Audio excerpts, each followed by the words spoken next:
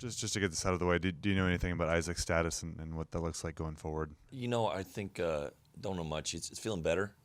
He's rehabbing it, and he saw the doctors, and then I think questionable probably for when tomorrow. Hopeful for Sunday. But you're confident it won't be a season-long I don't thing? think so. No, it wasn't diagnosed as that. Was it a hip injury that Yeah. he had? Okay. Something with I don't know if it was labrum or something like that. So it sounded like it was definitely something that's going to be okay to play and get back to 100%, hopefully. But we'll see how it goes. The offense obviously staggered on Saturday against USC without him in there. What kind of changes for your offense when he's not in there creating and opening things up for other guys? Yeah, no, it really does. It changes considerably, and it's part of it is like just trying to get Marvin and Tony get the rust off, because I kind of count on those guys. Tony's just he finds ways to score out there, and Marvin was really coming on before his injury, so I think we need those guys a little bit. And we'll have to piecemeal a little more. And even in that second half, we cut the thing to 10. We're playing Ryan a little bit. He finds guys, and we had a good group out there. Was getting some good looks, and Duran got 4 naked looks, and I'll take that every time. He missed 2 free throws too, so that was uncharacteristic of him. And maybe we could have. It's hard to overcome 22 straight missed threes, but I thought there were some good looks in there, and we have to put a couple wrinkles in, just because we're playing a little differently for sure. Did you guys take any optimism out of the UCLA game being that close to a pretty, at least a surging UCLA team in a pretty tough road environment down there at Pauley? I think so. I think the benefits might be long term. Hopefully, I don't know. We couldn't quite without Isaac, and I think our guys took it a little harder than I even knew. Just kind of looking our faces at the halftime. We were playing pretty well. And then the end of that half, we gave them a couple. We put them at the line, and it just felt like we're just a little. Your emotional tank on the road can run low, and then not losing. It's just also we're trying to get our footing the way we're playing. But I think I think our guys, we hadn't beat them in 83 years or 93 years, something, or swept them. So our guys are into it. They're like thought they had a chance, and we did have a chance. We could have controlled that thing, and it didn't happen. But I think those things will help us. If you can get 2 or 3 3-pointers from Jeff every game and stretch the floor like that, how big is that for the offense? It's big. Hadn't been making them, and we put in another wrinkle, which I thought, I don't want to reveal too much, but I thought just helped him get a little better look, a little cleaner look. And he's up for it, and I played him too much. He needs to go about 3 minutes really hard and get a minute blow, and I kind of just were in that controlling that thing, and he's a big part of it. He kept us in it and got us a lead. That helps us a lot. We need it.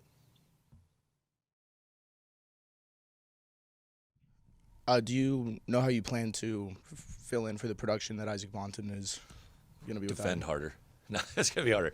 I think we'll, like I said earlier, it'll probably be Marvin and Tony, a little bit of them picking up the pieces. Hopefully getting back 100%. I think they can do that. We need more. I need like Marvin's ability to slash, get to the basket. He gets some putbacks. He gets you some transition. I think makes us quicker, and we definitely thrive off Isaac's penetration and pick and roll play and ability to shoot. So we'll just have to spread it around a little more and hopefully find someone that picks up the pieces a little. Do you have any update on how he's been recovering? Yeah, I think it's positive. I think it's he's hopefully he'll be back. Like I said, hopeful for Stanford, but maybe not. Doubtful for tomorrow. But he's moving around, feeling better every day on it. So we got a good crack staff that'll be on the rehab. Do you have an idea what CJ will be doing this offseason? I don't know. Day by day. Don't know. Hopefully, I know we'll be working on his game one way or the other. That I can assure you. And how do you plan to fill in for the production and minutes of Jeff Pollard next season?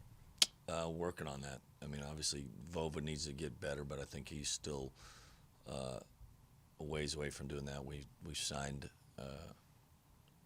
FA, who makes more of a small ball. He's really power forward, but he's interchangeable. He can kind of what in a sense like Tony's too small to do it, but FA's a 6'9" and quick and long and for right now. But we'll figure it out.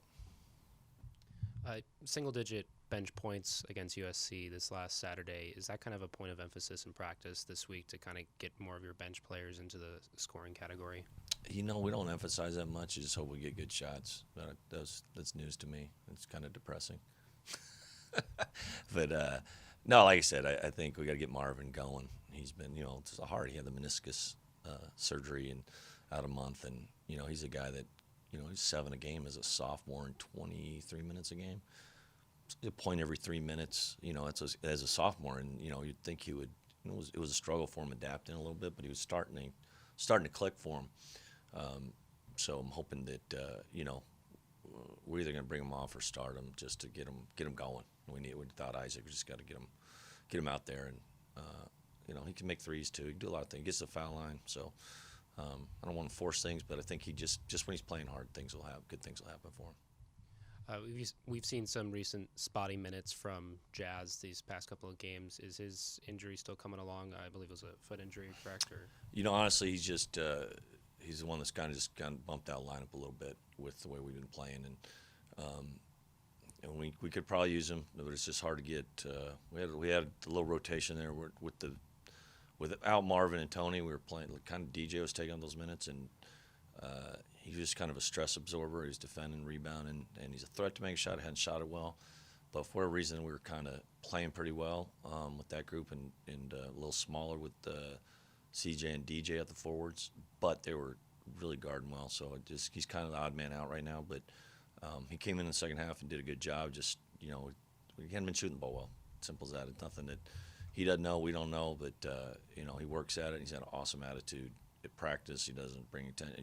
He goes about his business. So he's in a tougher spot where he has to, when his name gets called, he's got to be ready to go. With Cal's guard Bradley coming in, the last time out against you guys, he's I believe the second player shorter than 6'5" to have double-digit rebounds. I know you guys kind of focus on the three main pillars, rebounding be one of them. Do you kind of need to spread that out to the smaller men on the court, you think, this week? Or he's a tough cover, and he's really kind of a battering ram. He's like a smaller CJ or whatever, and we'll have to throw a lot of different guys at him, and he's a good scorer, so they'll get on the offensive glass, and he's just a good competitor. I think when he plays really well, they're hard to beat, and I watched the Arizona State game, and he's just good. And we'll have to. Our defensive rebounding's curtailed. The first 5 games was good, and then we've kind of. I don't know if it's because lack of depth. I think some of it's just lack of depth and the physicality, and also probably not playing Jazz as much. Jazz helps us there, but we made an emphasis to try to get back on track there at home, rebound the ball. So, one last question: Cal coming in with the recent struggles of their own. They kind of have similar struggles on the road that this team has been having so far this season. With that being said, do you kind of see this game against Cal as sort of a revenge game, so to speak, or just kind of setting the right foot forward and just establishing those roots? It's got to be about us. And I kind of half giggled with our team. I said, listen, what do you think this coach? No, we came down to UCLA with the mindset that we need to play better on the road and get one. And we came close, and Coach Fox he's telling these guys the same thing, and I think they're a really improved team from early in the season, and I thought they played. Arizona State's playing really well right now, and they had opportunities to win that game, and their quickness with they're a little different team too. It started against us with Brown and Austin. When they get those 2 guards out there, they can bother you, and I think you can see them growing as a team, so they're going to be up for the challenge. I know that.